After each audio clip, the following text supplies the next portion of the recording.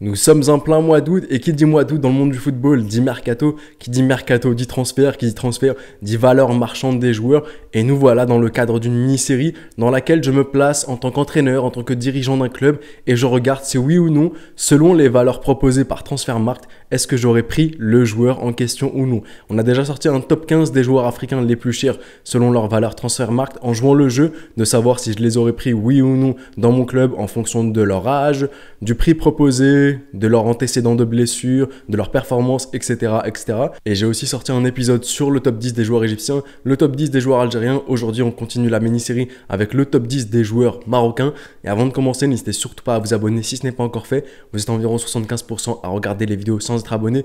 Donc faites-le, d'autant plus que si vous ne le savez pas, il y a une vidéo par jour qui sort depuis le 17 juin et ce jusqu'au 31 août. Donc si le contenu vous plaît, n'hésitez pas à vous abonner si ce n'est pas encore fait, à mettre un petit like, à partager et c'est parti pour le début de la vidéo. Et à la première place, on a le joueur du PSG âgé de 24 ans qui coûte 65 millions, c'est Achraf Hakimi, arrière droit et je le prends. Au risque de me répéter par rapport à la vidéo top 15 des joueurs africains, c'est un joueur qui évolue au poste d'arrière droit. Le milieu de l'arrière droit se fait très très rare, il n'y a pas assez de joueurs performants qui ne se blessent pas, qui ont déjà fait leurs preuves. Achraf Hakimi pour moi répond à toutes les attentes. Déjà il est jeune, il a encore une grande marge de progression, il est capable d'évoluer dans un système à 4 défenseurs, à 3 défenseurs lorsqu'il est mis piston droit, dans un 3-4-3 par exemple, dans un 3-5-2. Pour moi, il a fait satisfaction à l'Inter, il a fait satisfaction à Dortmund aussi. Donc je le prends et c'est un mec qui envoie de bonnes vibes. Donc pour l'esprit de groupe, c'est un joueur que j'aimerais coacher, j'aimerais avoir dans mon équipe. Donc Achraf Hakimi, je le prends 10 000 fois. À la deuxième place, on a Naïf Aguiar de 27 ans, 35 millions sur Transfermarkt. Il évolue actuellement à West Ham et selon moi, il saute 90% des défenseurs en PL. C'est l'un des meilleurs défenseurs de PL, c'est l'un des meilleurs défenseurs au monde selon moi. Et pour 35 millions, je le prends. Il est artisan majeur de la victoire en Conference League de West Ham. Je le trouve assez jeune pour un défenseur central parce que mine de rien, 27 ans pour un défenseur central, il n'a peut-être pas encore acquis la maturité nécessaire. Donc il a encore de belles années devant lui pour performer encore plus. Donc je le prends 10 000 fois dans mon club. À la troisième position, on a le joueur de la Fiorentina. À la troisième position, on a Sofiane Amrabat, 26 ans, qui coûte 30 millions selon sa valeur Transfermarkt. Il évolue actuellement, à l'heure où je m'enregistre, toujours à la Fiorentina, pas encore à Manchester United. D'ailleurs, joli le petit clash entre Izem et Fabrizio Romano. Mais revenons au sujet, est-ce que je le prends, oui ou non? Oui, je le prends 10 000 fois. C'est un milieu défensif, l'un des meilleurs milieux défensifs sur Terre à l'heure actuelle. Il a montré de très très belles choses avec la Fiorentina. C'est un joueur intimidant, qui a une très très belle carrure, qui impose le respect quand tu es face à lui, qui fait peur, donc je le prends.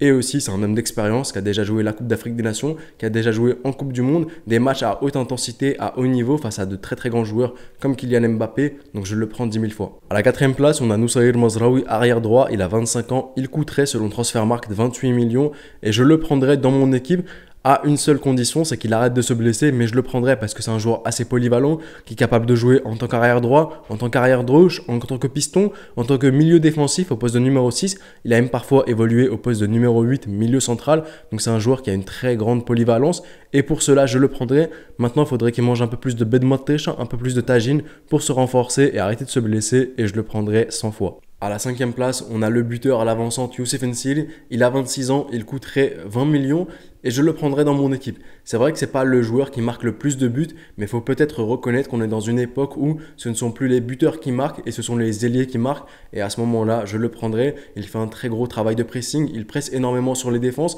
il amène énormément de fautes aussi. Donc Youssef N'Siri, je le prendrais. Et même s'il flop, je pense qu'il garde une certaine cote et je pourrais aussi le revendre à la même valeur et ne pas trop perdre d'argent. À la sixième place, on a le meilleur ami de Vahid Halilhodžić, Hakim Ziyech. Il a actuellement 30 ans. Il coûterait 16 millions selon sa valeur Transfermarkt.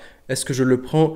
Oui, je le prendrais. C'est vrai que ces derniers temps, on n'a pas le plus beau des Hakim Ziyech, mais je l'ai vu sous Frank Lampard et dès lors qu'il y a un entraîneur qui lui donne de la confiance, il fait de belles choses. En sélection nationale, il fait de belles choses. Walid Regragui lui a donné la confiance nécessaire. Il l'a mis dans les bonnes conditions, donc il a répondu présent et il n'a pas déçu. Et honnêtement, si j'étais coach, je sais que je serais le meilleur coach forcément et un coach qui me mettrait mes joueurs dans les meilleures dispositions, dans le meilleur des moods.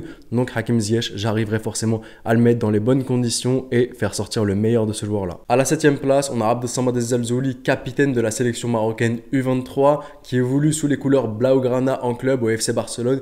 Il coûterait 15 millions et il est âgé de 21 ans. Je le prends 10 000 fois. Pour moi, c'est un mec qui a montré de superbes choses à la CAN U23. Même en club, lors de la pré-saison, il a montré de belles choses. À Osasuna, de même, la saison dernière. C'est un mec qui est jeune, qui a encore une marge de progression qui est énorme.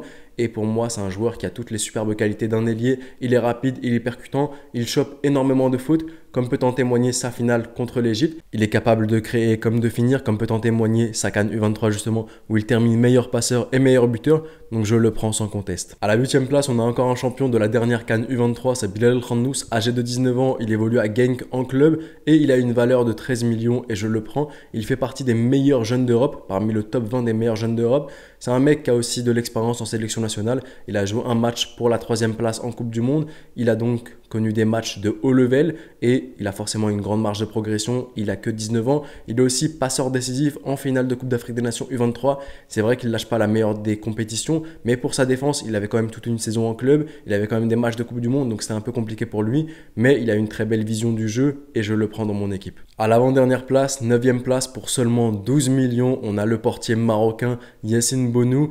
Et je le prends directement. Je pense qu'il n'y a pas de débat. N'importe qui pour 12 millions prendrait Yassine Bounou, un superbe gardien en séance de tir au but s'il y en a, comme peut en témoigner son match contre l'Espagne, comme peut en témoigner sa finale d'Europa League avec Séville contre l'AS Rome. Je le prends 10 000 fois pour 12 millions. Et quand je compare à certains gardiens comme Jordan Pickford, qui a 2-3 ans de moins et que je vois qu'il coûte 10 millions de plus, je suis assez choqué, mais bon, ça peut être en avantage des joueurs africains de coûter moins cher. Et moi, pour le coup, pour le jeu, ça m'avantage un gardien à 12 millions. Avec cette expérience-là, je le prends 10 000 fois. Et enfin, le dernier joueur, le 10e joueur de cette liste, il est âgé de 26 ans. Il coûte 12 millions. Il évolue actuellement à l'Olympique Marseille. C'est Amin Harit.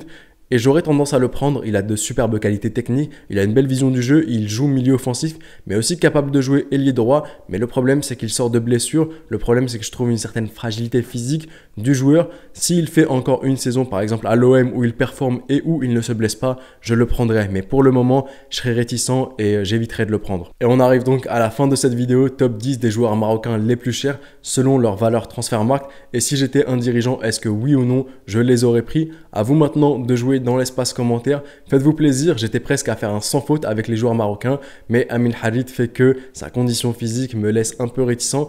Donc je vous l'ai dit, à vous de jouer dans l'espace commentaire. Qui vous auriez pris dans votre équipe? Qui est-ce que vous n'auriez pas pris dans votre équipe? Je me ferai un plaisir de tous vous lire. C'était le petit pharaon, prenez soin de vous et de vos proches et je vous dis... Arrivederci.